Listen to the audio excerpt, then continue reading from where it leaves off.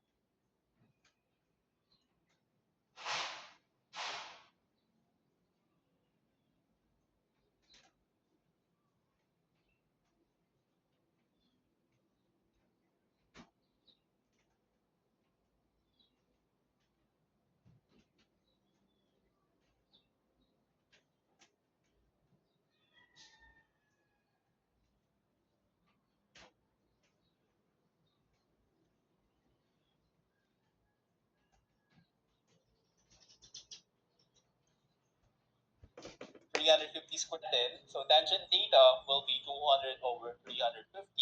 Arc tan of 200 over 350.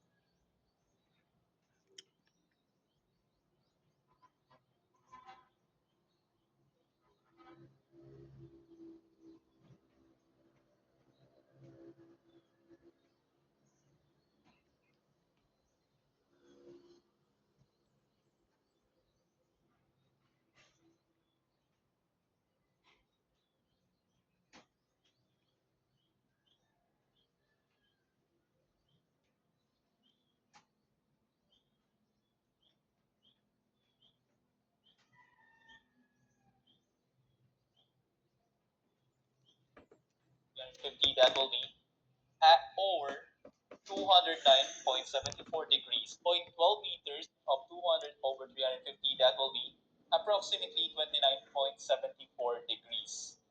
Final answer natin will be 403.12 meters at 29.74 degrees south of west at or 209.74 degrees. Saan nanggaling 209.74 degrees? Yung 180 o plus mo ng 29.74 degrees. CCW.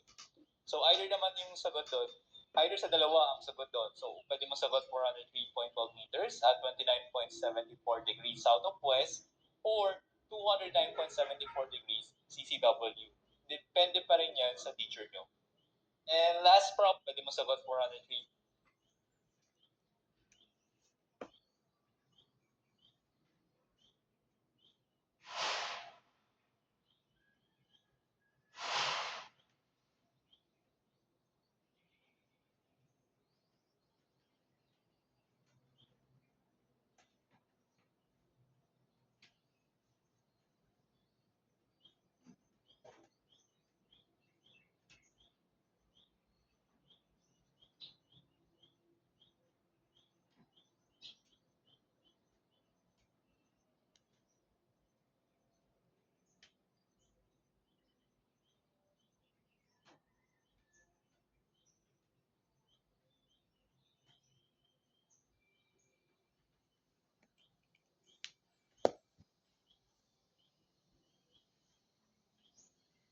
And second one will be 30 meters south and 27. So that find it by using the Pythagorean theorem.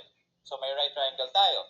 Yung 12 meters and 5 meters yung legs ng right triangle. At yung resultant will be the hypotenuse. So formula na gagamitin natin, that will be r squared is equal to a squared plus b squared. So algebraically, r squared is equal to 12 squared plus 5 squared hypotenuse. Alright? Hindi pa tayo tapos, we need to find the angle. So paano natin hanapin yung angle? So yung angle makikita mo, tangent theta is equal to opposite over adjacent. So that will be 5 over 12. So, right, so the final answer will be 30 equal to the arctangent of 5 over 12. So the answer will be 22.62 degrees. Yung angle mo is 22.62. Kasi mo yung angle, papunta siya ng north. So yun yung unahin mo ilagay. So papunta siya saan? Sa north. So north. Saan siya mangyagaling? Sa east. So that will be north of east. Most of the time, we use CCW or counterclockwise sa vectors. Alright, second example tayo. Saan? Sa north. So north. Saan siya mangyagaling? Sa east. So that will be north of east. Most of the time, we use CCW or counterclockwise sa vectors. Alright,